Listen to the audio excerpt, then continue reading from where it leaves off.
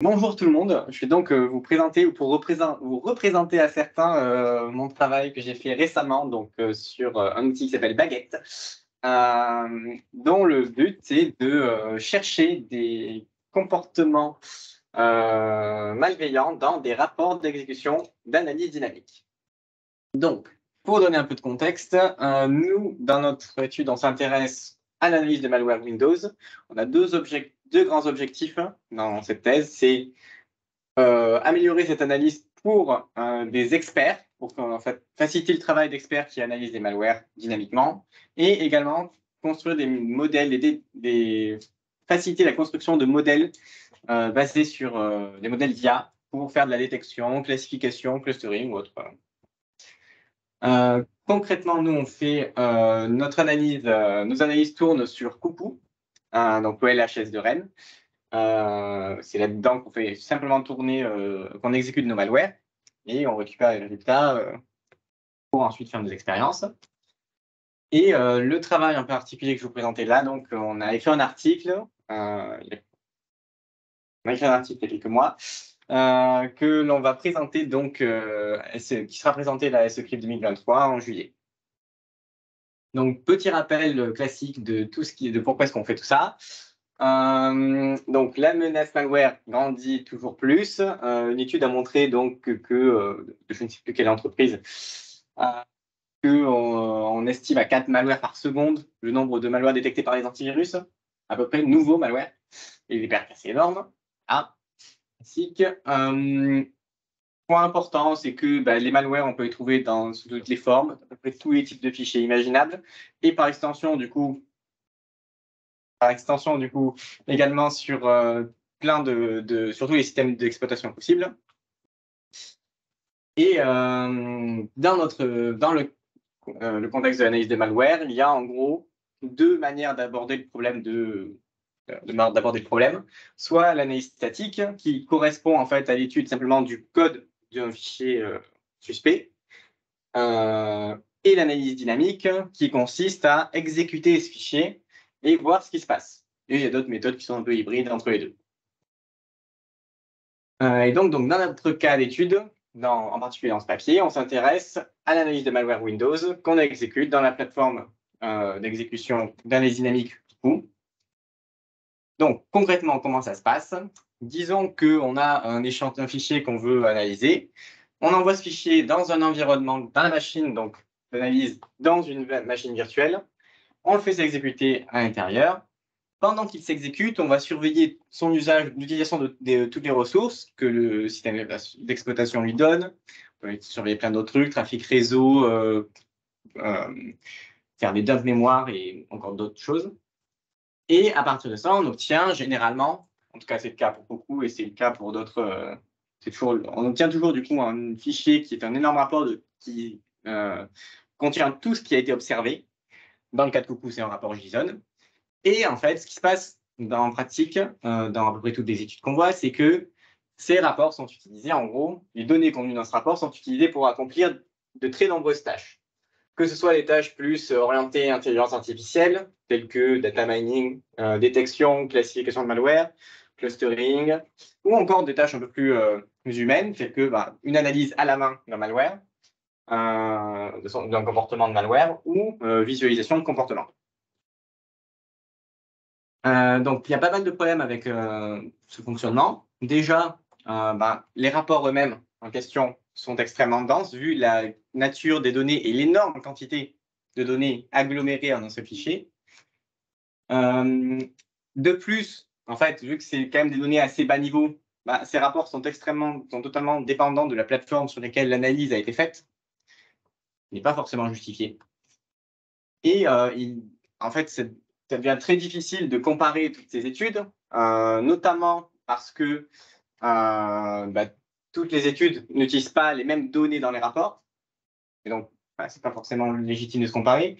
Et en plus, autre problème qui n'est pas lié directement au rapport, mais souvent, quand un dataset est partagé, c'est un dataset de malware. Et quand on exécute un malware d'une fois à l'autre, même sur la même machine, même VM, même condition, il ne va pas forcément se passer la même chose. Donc en fait, ce serait pratique de pouvoir partager ces rapports, mais vu leur forme, ça n'est pas vraiment non plus. Donc, je vais vous montrer, donc voilà le contenu, par exemple, d'un de ces rapports Coucou, qui commence par des informations générales sur le malware, quelques signatures parce que Coucou fait quand même une analyse, donne une note de détection. Donc, par exemple, là, il vérifie que le malware a vérifié qu'il a utilisé un appel API pour voir si un débugger est présent. Il détecte également des packers parce qu'il fait une petite analyse statique, crash le processus, voilà. Il donne toutes les signatures qu'il a pu trouver. Quelques informations générales sur le fichier lui-même, notamment tous les hashes classiques. Là, on n'en a pas, mais on peut avoir des informations réseau, telles que des dumps TCP, tout simplement. Ensuite, donc, Coucou fait également une petite analyse statique avant d'exécuter l'échantillon. Donc, on peut voir notamment dans les PE quelles sont les importations qu'il fait, les ressources présentes dans le PE, les sections, toujours d'informations générales qu'on voit toujours en analyse statique. On voit également les fichiers que le malware a créés dans la machine virtuelle, et on peut y avoir accès à ces nouveaux fichiers. Là, on peut même voir que Coucou analyse un petit peu ces fichiers. Et enfin, ce qui nous intéresse le plus, du coup, c'est la partie comportementale, où est-ce qu'on a toutes les informations qu'on a pu récupérer sur les processus qui se sont exécutés à partir du malware. Donc, par exemple, là, on voit les statistiques des appels API qui ont été faits. Un point assez intéressant, là, on peut voir les modules toutes les DLL qui ont été chargés, enfin, tous les exécutables qui ont intervenu dans un processus. Ou encore, là, mieux, c'est ce qu'on utilise vraiment dans notre cas, les appels API utilisés qui ont été enregistrés pour chaque processus, avec tous leurs paramètres, valeur d'entrée, valeur de retour ou flag. Il y a d'autres informations un peu moins utiles. Il y a par exemple les strings qu'on détecte, qu'on a pu voir dans le PE et d'autres métadonnées. Voilà. Donc voilà, le point important, c'est que ces rapports sont donc du coup extrêmement denses et extrêmement hétérogènes. Et pas pratique du coup à utiliser pour toutes ces études. En fait, voilà, il y a un énorme fossé sémantique entre les données qu'on récupère lors d'une analyse dynamique, très éparses, très denses et très hétérogènes, et toutes les tâches pour lesquelles on va les utiliser. Donc, nous, la question qu'on s'est posée, c'est comment est-ce qu'on pourrait efficacement représenter ces données d'exécution, les stocker, pouvoir les analyser de manière plus logique, et même pouvoir manipuler ces données d'exécution. Donc pour ça, voilà, je vous présente l'outil qu'on a créé, le Baguetteverse, qui est en fait tout simplement un environnement qui permet de représenter ces rapports, les manipuler facilement et après pouvoir, sans trop de contraintes, faire plein de tâches dessus. Donc, là pour le reste de la présentation, je vais d'abord vous expliquer comment est-ce qu'on compile une baguette. On utilise un outil mathématique qu'on appelle des métagraphes pour faire des recherches parmi ces baguettes. Et enfin, on fera une petite analyse d'un échantillon très rapide grâce à baguette. Enfin, je présenterai notamment les travaux futurs et notre planning pour le reste de la thèse. Donc déjà, qu'est-ce que c'est que baguette? Première chose importante, c'est un acronyme. Baguette, ça veut dire Behavioral Analysis Graph Using Execution Traces Towards Explainability. Donc, notamment, première chose à comprendre, c'est un graphe, plus précisément un graphe hétérogène, c'est-à-dire que on a dans ce graphe tous les sommets et toutes les arêtes ou arcs, parce que ça peut être orienté ou pas, ont un type et avec ce type des attributs associés qui peuvent varier d'un type à l'autre et qui ont une sémantique qui est cruciale.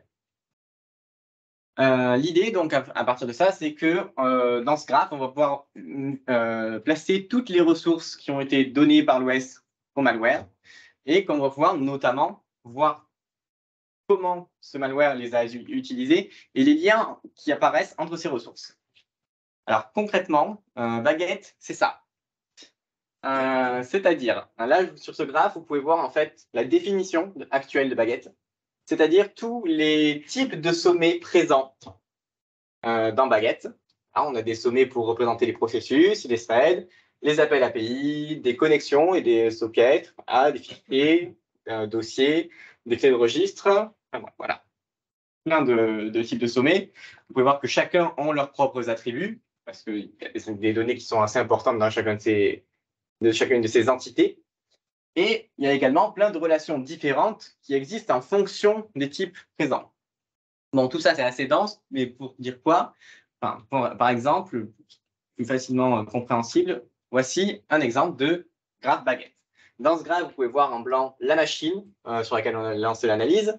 En jaune, vous pouvez voir en fait la hiérarchie des processus. Tout ça, c'est des processus, des gros sommets jaunes. Vous voyez également la hiérarchie du système de fichiers en vert. Donc, on voit des dossiers qui finissent par des fichiers. En rose, c'est des données qui sont lues dans ces fichiers ou écrites. Ah, on peut voir également en bleu, par exemple, tout ce qui est clé de registre. Voilà. Ça, c'est une vue assez rapide et ça, en fait, ça retrace ce qui s'est passé lors de l'analyse. Donc, maintenant, je vais vous expliquer comment est-ce qu'on arrive à travailler efficacement là-dedans. Donc, on utilise notamment des métagraphes pour faire des recherches comportementales dans ces graphes, dans les graphes baguettes. Donc, l'idée, baguette est donc un graphe hétérogène, donc avec des types pour les sommets et les arêtes. Un métagraphe, c'est passer un petit peu au niveau dessus, c'est-à-dire que un métagraphe, c'est un graphe dont les sommets sont des types et non pas ont des types. Donc, pour être soit assez clair, si vous faites de la programmation orientée objet, il y a la même nuance entre graphe hétérogène et métagraphe que ce qu'il y a entre une instance de classe et une classe. Voilà. En fait, donc l'idée de ça, c'est que donc on a des méta-sommets, méta-arêtes et méta-arcs qui vont nous permettre de définir, de mettre en forme une sorte de pattern et des contraintes. Concrètement, lorsqu'on va définir un métagraphe, on va pouvoir utiliser cette structure pour faire des recherches. En fait, ce qu'on essaie de faire, c'est très, très similaire à ce qu'on fait quand on fait de la recherche de sous-graphes colorés. Imaginez qu'on a un graphe avec 4 couleurs, rouge, vert, jaune, bleu, et qu'on veut trouver dans cet énorme graphe tous les sous-graphes à 3 sommets reliés entre eux avec un vert, un jaune, un bleu. Voilà. C'est la même chose, sauf que là, en fait, on va faire ça avec des types à la place. Et on peut, ça va quand même un peu plus loin, on peut mélanger des types, c'est-à-dire qu'on peut dire qu'un sommet ou une arête a 2 types possibles ou plus. Et on peut aussi, surtout, vu que ces types, l'intérêt, c'est qu'ils ont des attributs assez spécifiques, mettre des contraintes sur ces attributs. Donc, l'idée, après, ce qu'on va faire dans notre étude, c'est on va définir plusieurs métagraphes et on va y rechercher leur match, tous les patterns qui matchent dans des graphes baguettes. Donc, par exemple, voilà, si je définis vite fait un petit métagraphe avec un sommet de type fichier ou descripteur de fichier et un sommet de type données, un descripteur de données, dans ce graphe baguette-là, eh bien, on pourra trouver 2 matchs possibles. D'abord, un premier ici, avec le fichier F0 et la donnée D0, et un deuxième ici avec H0 et D0. Voilà, c'est l'idée de ce qu'on va faire dans la suite de l'étude. Alors, pour définir les métagraphes, je vais vous expliquer quand même un petit peu jusqu'où on peut aller. Alors, on a un système qui a été mis en place assez poussé avec la MetaLib qui permet en gros de définir plein de métagraphes, les stocker, les modifier et ensuite pouvoir efficacement les rechercher dans toute une base de données de graphes baguettes. Donc, tout ça, c'est fait avec Python et avec une grammaire qui a été conçue exprès pour être efficace, pour pouvoir facilement en déclarer. Et en fait, c'est un graphe normal, donc on peut même les visualiser après coup. Donc déjà, je vais vous montrer un petit peu cette grammaire qui nous permet de faire nos requêtes dans cette base de données. Donc, par exemple, pour la déclaration d'un métasommet, il suffit juste d'écrire en fait métasommet, de lister entre crochets une ou plusieurs classes de sommets que l'on veut pouvoir matcher, et on peut écrire des conditions éventuelles. Donc voilà, là en fait, on peut chaîner des classes de sommets avec des virgules ou des pipes, et ensuite une eval condition, c'est-à-dire une condition exécutable en Python, ce sera utilisé avec la fonction eval, voilà, tout simplement. Donc, par exemple, voilà, on peut déclarer là qu'on cherche un sommet de type fichier, et c'est tout. Là, on peut dire qu'on cherche un sommet de type fichier ou descripteur de fichier. Et là, fichier ou dossier qui vérifie la condition que son nom se termine en .exe. Voilà. On a la même grammaire plus ou moins la même grammaire pour les méta-arêtes et les méta-arcs. Il faut juste rajouter au début un méta-sommet de départ et un méta-sommet de destination. C'est la seule chose qui va changer. Et bien sûr, on utilise des classes d'arêtes et d'arcs. Petite subtilité, c'est que les méta-arêtes correspondent au concept de capturer une relation non orientée, ce qui peut inclure des flèches, enfin des arcs, des relations orientées. Par exemple, si j'écris ça, on imagine que P1 et P2, ce sont deux métasommés qui représentent des processus que l'on veut matcher. Et on veut matcher une relation du type has-child process, donc que l'un est processus fils de l'autre. Bah, vu qu'on a fait un meta-edge, la direction n'a pas d'importance. On pourra matcher P1 comme parent ou comme enfant. En revanche, si je définis une meta-arrow, donc orientée cette fois, il faudra nécessairement que P1 soit le parent. Voilà. Et comme avant, on peut rajouter des conditions. Donc voilà, je peux faire une flèche entre deux sommets avec un certain type et une condition à vérifier en même temps sur cet arrêt. Voilà. Donc, je vous disais aussi qu'on peut visualiser les métagraphes. Voilà. Nous, c'est ce qu'on a fait dans notre étude. Par exemple, celui tout en haut, High Entropy Writing, on l'a créé pour essayer de détecter, comme son nom l'indique, de l'écriture à forte entropie. Donc ça, c'est fait assez facilement. Il suffit juste de déclarer un fichier dans lequel on va écrire des données, donc des données qui vérifieront une condition qui est que l'entropie écrite dans ces données doit être supérieure à 6, pour faire simple. Voilà. Donc ça, si on arrive à repérer ce pattern dans un graphe, ça veut dire que le malware a écrit des données avec forte entropie. On a défini du coup 4 autres métagraphes dans notre étude qui repèrent chacun des comportements assez distincts. Donc on a dans notre étude recherché les métagraphes définis précédemment dans 3 familles de malware, à savoir Gcleaner, simplement un dropper, donc il va installer des logiciels secondaires lui, voilà. Snake Keylogger, donc Keylogger et aussi spyware. Et enfin Logbit, un ransomware. Donc là, vous voyez nos résultats. Concrètement, on a utilisé un dataset qui contient 247 échantillons de Gcleaner, 436 de Snake Keylogger et 7 de Logbit. On a un peu moins de variants pour lui. Voilà. Et en gros, à chaque fois, on a recherché les 5 métagraphes que l'on a définis précédemment, toutes leurs occurrences dans chacun des graphes baguettes conçus, créés à partir de leurs exécutions. On a noté avec P la proportion de match, c'est-à-dire là, ça veut dire qu'on a que dans 97% des échantillons de Gcleaner, on a trouvé ce métagraphe-là. Voilà. N, c'est le nombre de matchs moyens par échantillon lorsqu'il y a des matchs. Donc, c'est forcément supérieur ou égal à 1. Et en fait, concrètement, ça veut dire que là, en moyenne, lorsqu'il est présent, ce métagraphe, il est présent plus d'une fois. Voilà. Et sigma, c'est l'écart type de cette même donnée. Donc, qu'est-ce qu'on peut en conclure de ça? Déjà, on peut voir qu'on a des résultats très différents pour les différentes familles de malware. Donc, c'est assez prometteur, ça. Notamment, vous pouvez voir que, par exemple, pour Gcleaner, les 4 premiers métagraphes sont toujours très présents. Quasiment toujours très présents. Ça peut nous dire une chose assez importante, c'est que ça peut être une bonne signature dynamique de ce malware. On peut aller même plus loin en disant que ceux-là, par exemple, ils ont une variance de 0. Ou même celui-là qui a 0,17, pas non plus énorme. Donc, ça veut dire que c'est un comportement assez fréquent. Celui-là, par exemple, il a de très fortes chances d'arriver 3 fois. Quoi d'autre? On peut, au contraire, par exemple, pour Snake Keylogger, c'est un peu moins certain. Ça veut dire que les métagraphes qu'on a définis ne sont pas forcément aussi significatifs pour le comportement de Snake Keylogger. Il faudrait peut-être trouver d'autres métagraphes pour lui. En fait, quand on regarde un peu plus, il y a pas mal d'échantillons de Logbit quand même de Snake Keylogger, qui ne se sont pas exécutés. C'est aussi le cas pour Logbit. En fait, pour être précis, là, pour ces le premier et le dernier métagraphe, quand on regarde ces échantillons et quand on compare avec les autres, on se rend vite compte que dans les autres cas, Logbit n'a pas exécuté sa payload. Donc, il y a 5 cas où Logbit n'a rien fait du tout. Voilà. Et où on ne trouve du coup aucun match, parce que le graphe est vide, forcément. Au contraire, cela dit, dans les rares cas, dans les 2 cas où est-ce qu'il s'est exécuté, on remarque que le premier métagraphe, du coup, écriture à forte entropie, est présent énormément lorsque on le trouve en effet. Donc 2450 fois en moyenne par graphe. Donc ça, c'est une donnée assez intéressante pour nous parce que ça va nous dire quels échantillons on a envie de regarder en premier. Donc dans notre cas, on a regardé un des 2 échantillons de Logbit avec beaucoup de matchs.